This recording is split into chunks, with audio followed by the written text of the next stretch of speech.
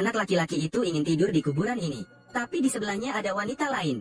Dia pikir ini adalah sebuah keberuntungan. Namun dia menemukan hanya ada lumpur yang tersisa di dalam tas. Tapi wanita itu telah menghilang. Awalnya dia mengira ini hanya mimpi. Namun noda lipstik membuatnya percaya itu benar. Wanita itu benar-benar ada di sini. Namun sesampainya di rumah, dia mengetahui bahwa wanita tersebut telah bunuh diri 3 hari yang lalu. Kakek menghitung, tempat di mana anak laki-laki itu baru saja tidur adalah tempat di mana perempuan itu dikuburkan. Anak laki-laki itu menyadari bahwa dia telah menyebabkan bencana. Kakek menyuruhnya untuk memberikan wanita itu 3 batang dupa. Dan dengan tulus menundukkan kepalanya untuk mengakui kesalahannya. Namun dupa di tangannya tidak bisa dibakar. Kakek segera menarik rambut anak laki-laki itu dan melilitkannya pada ketiga batang dupa tersebut. Hanya dengan begitu Anda dapat membakar dupanya. Namun dia menemukan bahwa wanita itu telah membuka matanya. Kakek mengetahui bahwa masalahnya jauh lebih rumit daripada yang dia bayangkan. Anak laki-laki itu berjanji kepada gadis itu bahwa dia tidak akan pernah menikahi siapapun selain dia dalam hidup ini. Itulah sebabnya wanita itu menempel padanya. Anak laki-laki itu memohon pada kakeknya. Padahal kakek sangat tidak berdaya.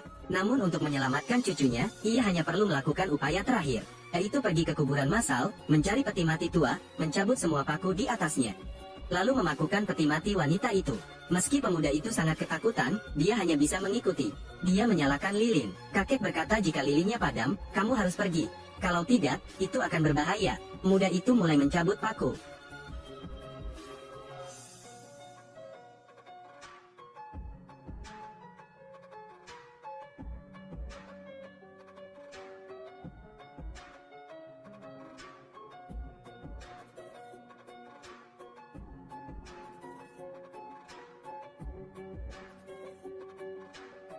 Senior, aku tidak bermaksud begitu. Aku tidak bermaksud demikian. Saya mohon para pendahulu saya untuk mengampuni hidup saya.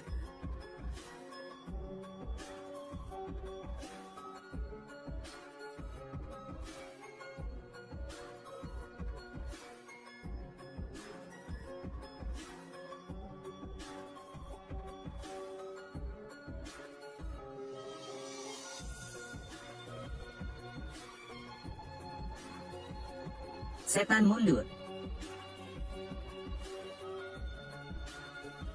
Jika bukan karena aku, hidup kecilmu akan sulit dipertahankan hari ini.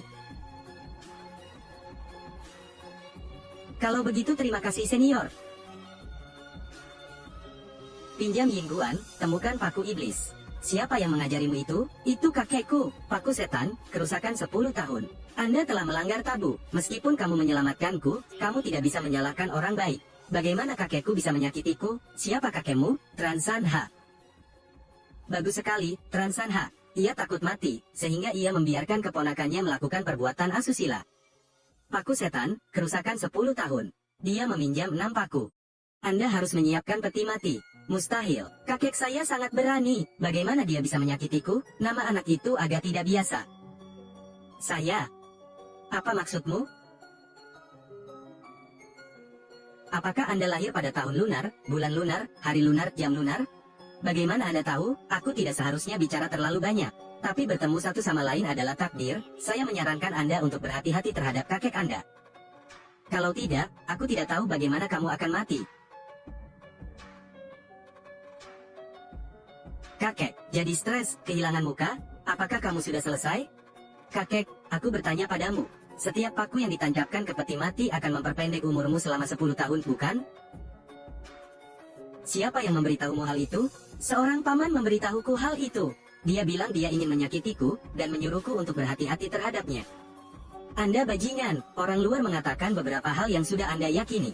Saya adalah kakek kandung Anda, apakah saya masih dapat menyakiti Anda? Tapi jika bukan karena dia, aku pasti sudah lama terbunuh oleh peti mati itu. Mustahil, orang yang terbaring di peti mati itu adalah ayahmu. Bagaimana hal itu dapat merugikan Anda? Kakek, bukankah kamu bilang ayahku hilang? Saya akan memberitahu Anda tentang hal ini nanti. Tugas mendesaknya adalah membuat Noklan beristirahat dengan tenang. Jika tidak, menunggunya berubah menjadi iblis akan menimbulkan bencana bagi semua orang. Dapun Enjio Bantien, orang ini hatinya tidak jujur, harus hati-hati terhadapnya. Ternyata namanya adalah Enjio Bantien. Itu benar, kakek. Bagaimana Anda tahu? Orang yang kompeten dalam jarak 100 mil dari sini. Ada dendam terhadap keluarga Tran kita, selain dia siapa lagi di sana? Apakah ada dendam? Ini semua adalah hal yang telah berlalu. Nanti aku akan memberitahumu. Tugas yang mendesak lebih penting. Outran, saya punya pernyataan langsung. Kematian Ngoklan tidak berlangsung damai. Takut terjadi sesuatu yang aneh. Jika Anda takut, masih ada waktu untuk pergi sekarang. Karena saya menerima uang Anda, saya pasti akan melakukan pekerjaan Anda dengan baik. Maka kata-kata buruk akan diucapkan terlebih dahulu. Sebentar lagi, apapun yang terjadi, Anda harus mendengarkan apa yang saya katakan. Oke. Saatnya telah tiba, Bet Luong, Hokuan. Tidak, kakek, mengapa saya? Saya adalah pemilik yang kesal. Hanya Anda yang bisa melakukan ini. Orang lain tidak bisa menyentuhnya. Kalau tidak, akan ada nasib buruk selama 18 tahun lagi.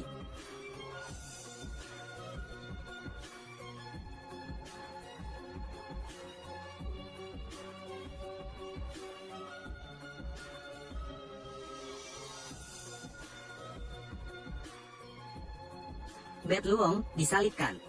Yang lainnya berbalik.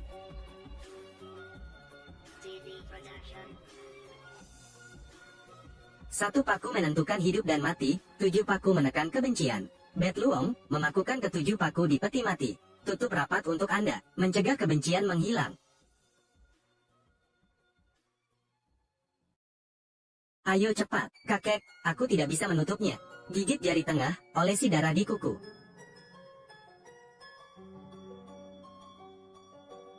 Kakek, itu masih tidak berhasil. Anda bukan tubuh anak-anak.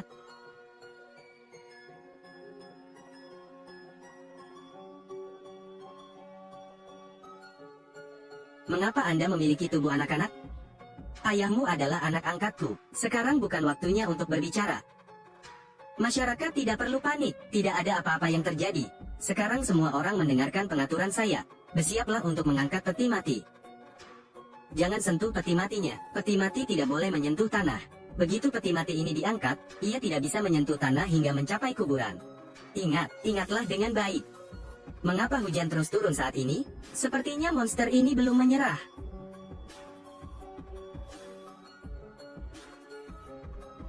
Mengapa peti mati semakin berat?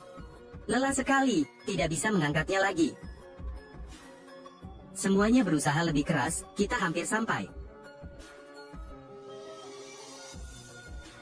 Ular merangkak menuruni gunung, penyu menghalangi jalan. Ratusan setan mengamuk, sesuatu yang besar akan terjadi.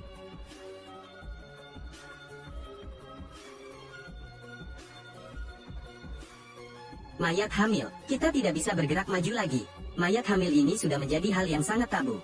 Jika kamu tidak masuk ke dalam bumi, seluruh desa ini akan mati.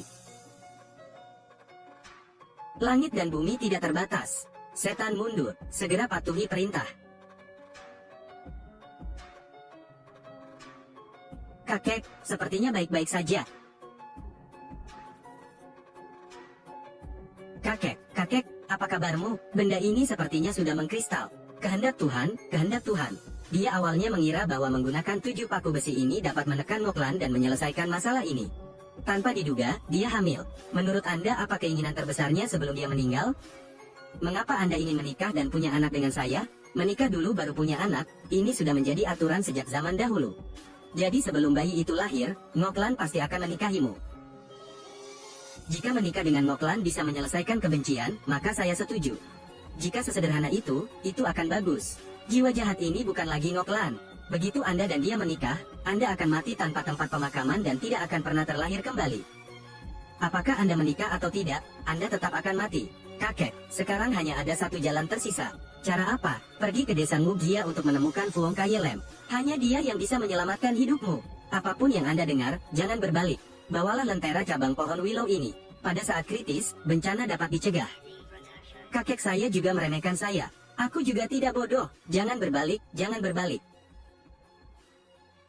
Kelelawar Luong. Segera kembali. Tuan Li. Apakah itu kamu? Apakah kamu bodoh? Cepat kembali ke desa bersamaku. Itu tidak benar, kaki Pak Li tidak nyaman, dan sangat gelap sehingga dia tidak mau keluar. Aku hampir mati, masih beruntung. Mengapa saya datang ke sini? Tran Bet Luong. Kakak Ngoklan, kamu sangat menyakitiku. Saudari Ngoklan, mohon maafkan saya.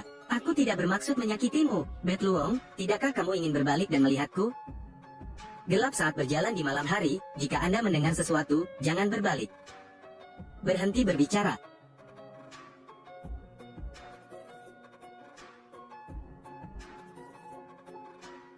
Membantu.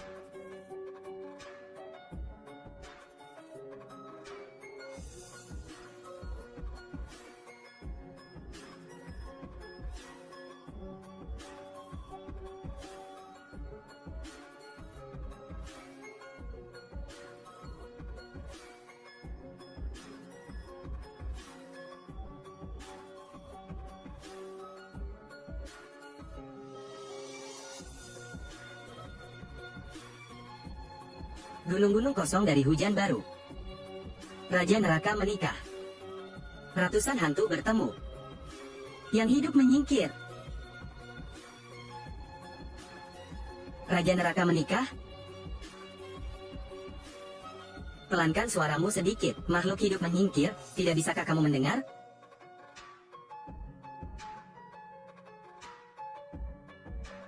Karena rencana hari ini, kita harus mengikuti tim ini agar memiliki kesempatan untuk bertahan.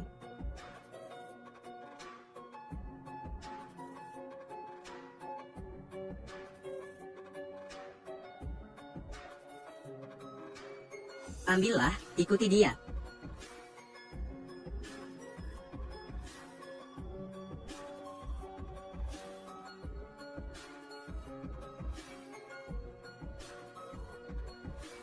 Jangan menundukkan kepalamu.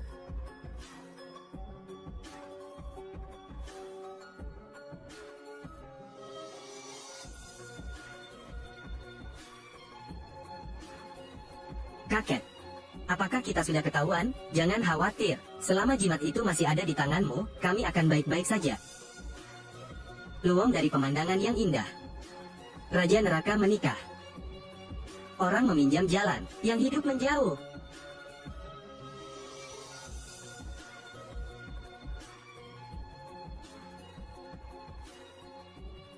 Kakek, kemana mereka membawa kita? Tidak apa-apa, ayo lari. Dua tamu terhormat, mau pergi kemana?